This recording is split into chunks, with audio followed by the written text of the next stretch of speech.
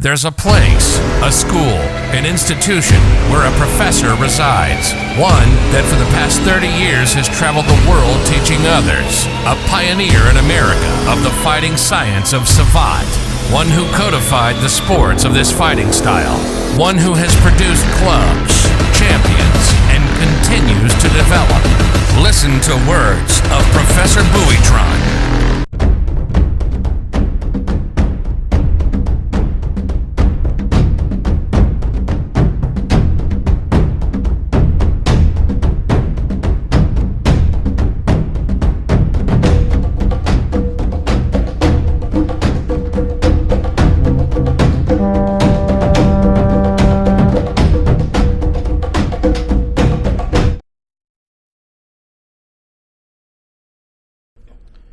Hey folks, I hope you guys are doing well.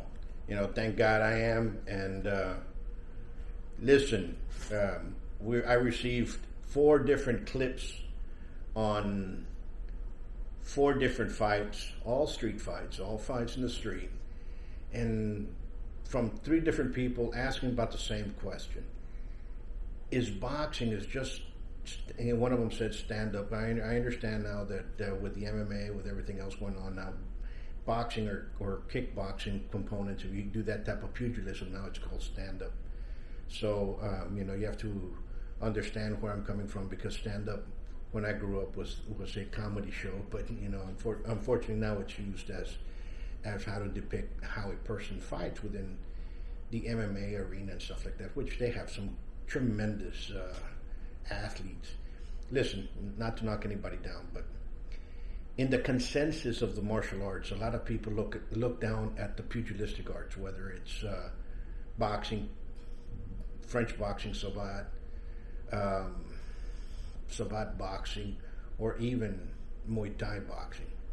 And people kind of frown on that because they want a traditional thing. They kind of say that more traditional arts, like your Japanese or your Chinese or even their Indonesians or your Filipino arts, have more substance to fighting than just the pugilistic arts.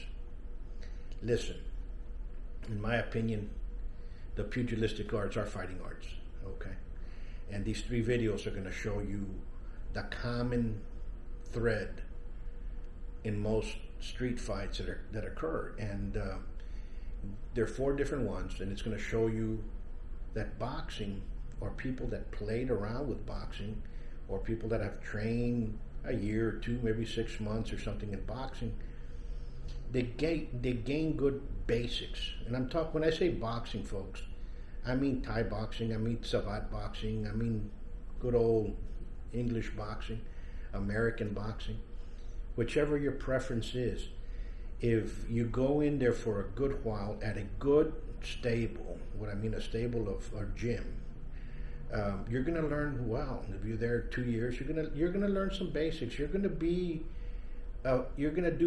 fare okay in the street, okay, with just that, in comparison to other arts, martial arts like Taekwondo or Karate and so on and so forth. It's going to take you that much longer to attain, okay. But that's why in high school and in junior high, you put your kids in boxing, Savate, Thai boxing.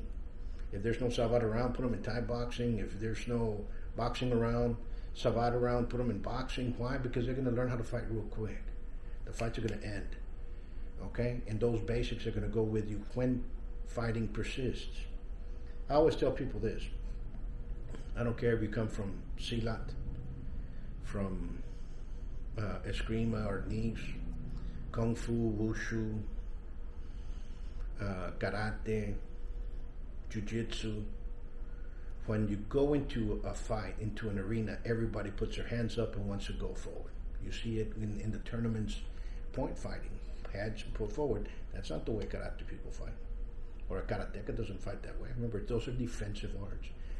All that aside, now let's look at the fights that are coming up.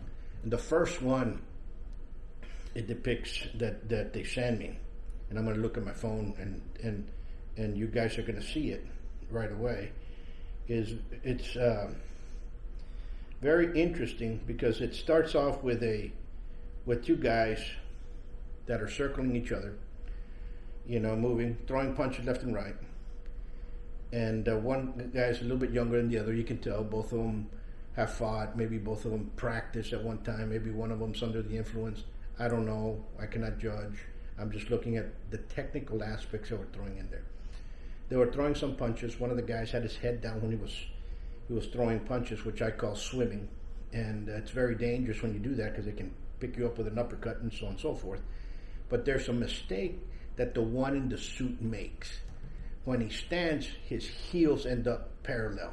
That's a dangerous position to be because you're on your heels.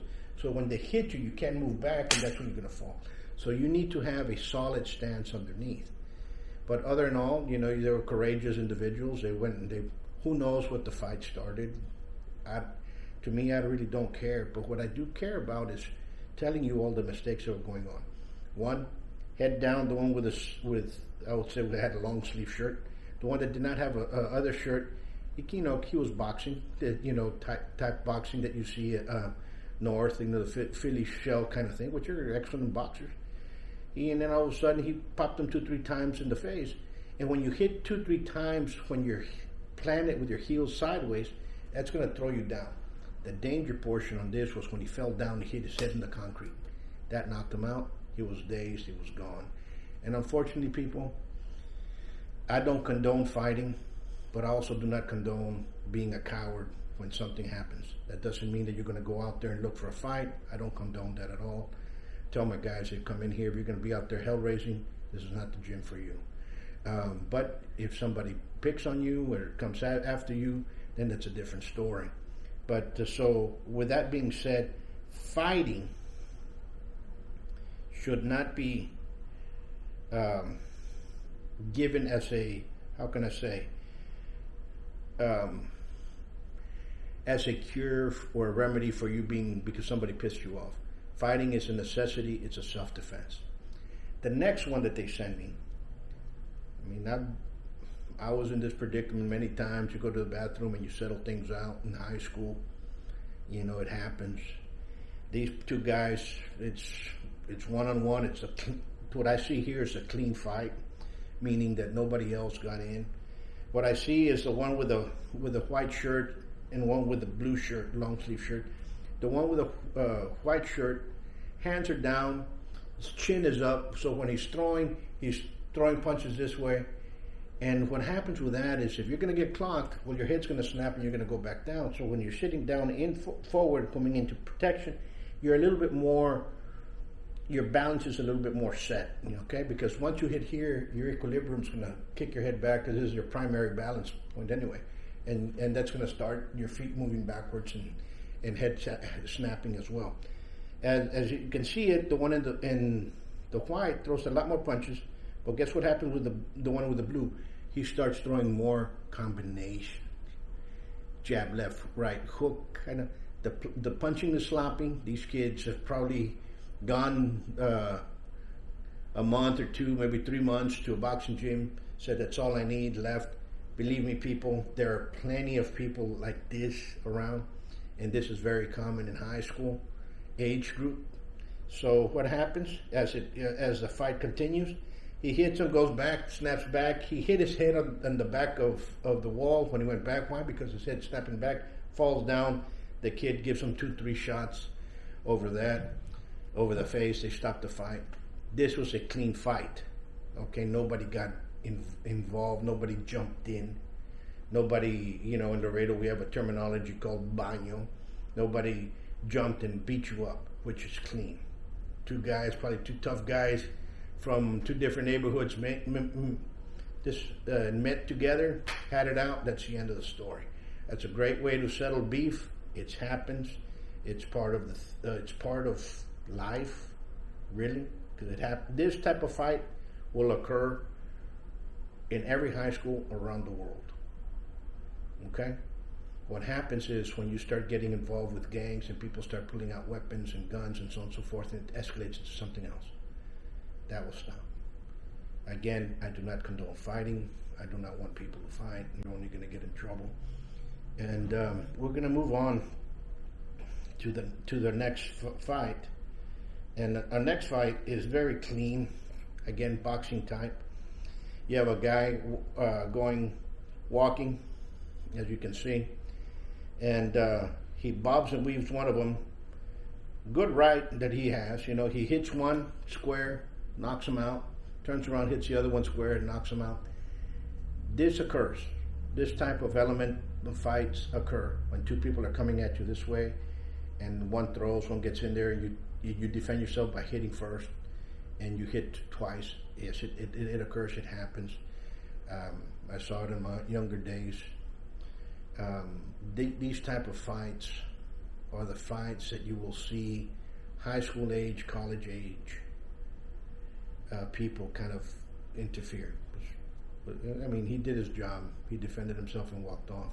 Now, the only question I have about this, was it filmed on purpose, like staged, or was it not?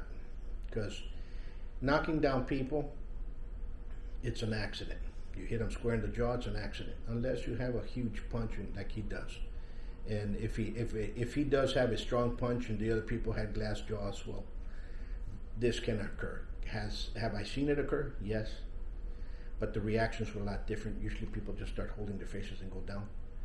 Okay, but for them just to drop that way, I think that, to me, this fight is a little sketchy. So on the scale from 1 to 10, this fight is a good 4 on the stage, on the reality side, and on the stage side, it's a good 8. Understand? So I have question marks on that. Now, on the next one, folks, when you drive, and I've said this again, it's a word that's been coined. Road rage was coined in California, and the only reason I do these videos is for educational purposes only, for people to understand that this is an education only, for you to see your mistakes that is going out there. I'm not condoning fighting. I don't want anybody to fight. Fighting is not the way you settle things. You need dialogue. But when it becomes an essential element to defending yourself, please do so. You have all the right and the God-given right to defend yourself. But what happens with fights is you're going to get in trouble. You're going to get in trouble with the law. You're going to get in trouble with a lot of things, you know. So, but let's look at the fight. This fight is clear road rage. People are driving in the middle of the highway, people. All of a sudden, these two get off, and all of a sudden, there's a guy, thinner guy, you can see him backing up, but moving. He's the one that wins. All of a sudden, he knocks the guy down twice, the heavier set. Who knows what it was for, but road rage and this type of incidents do occur. People flick each other off, call each other names, what have you, give each other gestures, and all of a sudden, you know, they stop and they get out one with the other. Settle your things in other places, not in the middle of the highway, okay? Well, you can cause a huge accident. You're endangering people that's going on. This is the most stupidest thing that I've ever seen, but they happen. As going back over it, and you know what's nice is when he first starts off, you know, he pulls a jab and the person falls down. So the thinner guy had some boxing training. He moved around. He moved in a good solid stance. He gave him 2 jabs and the guy went down twice. So he has a good solid punch. Or the other guy has the glass jaw. You know, and guess what happens? They kind of look at each other. They get in their car. They drive off, you know, happy as can be. But folks, it's funny to see that because I've seen it. I've seen it in Dallas. I've seen it in San Antonio when I was passing through. And, of course, I've seen it in Laredo. Do not get off your car. Do not cause an accident. If somebody gives you a bad gesture, keep on driving. I know sometimes we can't get it. Sometimes we get hot-headed. Sometimes it picks us wrong. We're having a bad day. But try to avoid those situations. They're not worth it. Okay? The kids in school, they're fighting in the bathroom. Sometimes happens. More likely it was probably a girl that was an issue. You like my girlfriend. You like, oh, she's my girlfriend. No, she's mine. She's going to go with. things like that occur. It happens. Believe me, I was in some of those. Okay, brought back memories. And the one with the guy that fell down. Again, there's a lot of things we should take from these fights. One, with the two that were in there. Again, putting your feet sideways, got hit in the head. He fell down automatically because that's the way you're going to go. The bad thing is that he hit his head in the concrete. He was dazed off. That's why you have foam in the rings, because of that. Those are the danger parts when you get knocked out and you bounce your head off the ground. That's when people get hurt. And the second one was the kids in the bathroom. Well, number one, chin down, not chin up. Chin down, hands up here, for you can be fighting. Not here, with your hands down, so you have an open space where punches can get through. Okay, and if you whale your punches out here, you're leaving your head open instead of covering out, right? See? Anyway, those are the things that can get you. A lesson to be taught here is, like Jack Danse used to say, the secret about fighting is who gets there firstest with the mostest. Remember that. The one that counters the most is the one that's going to win. You saw that you saw that in every single one. And the one in the middle that it's kind of sketchy if it was a stage or not. That's you have to develop punching power, and there's a time frame in a boxer's life that you have to start developing the strength and the hitting power. Okay, the last one, taught one more time, movement and learning how to place punch. That the skinnier guy, you can tell that he had a little bit more training in the ring, because you actually saw him move. Okay, so again, folks, fighting I do not condone. The practice of the sweet science, I do. I think everybody should learn how to defend themselves. It's our God-given right, but going out there picking fights is something different. We'll continue with these. Keep the questions coming. My email is buitronacademy2012@gmail.com. Folks have asked me, do we have online courses? We do right here. You can have a membership program right through YouTube. You can find it in the communities. It's on the links below. We have a new book, From Crew to Tribe. It should be out. I'll share the picture here. If you guys want to go in there right now, we're doing a special. It's $60, and you're going to get a plus shipping, and you're going to get a signed book. It's about how to develop your school, how to develop it, how to not get students. This is not a McDojo type element. It's how to build it and what happens. So remember, the book is called From Crew to Tribe. Until next time, folks, you all be safe.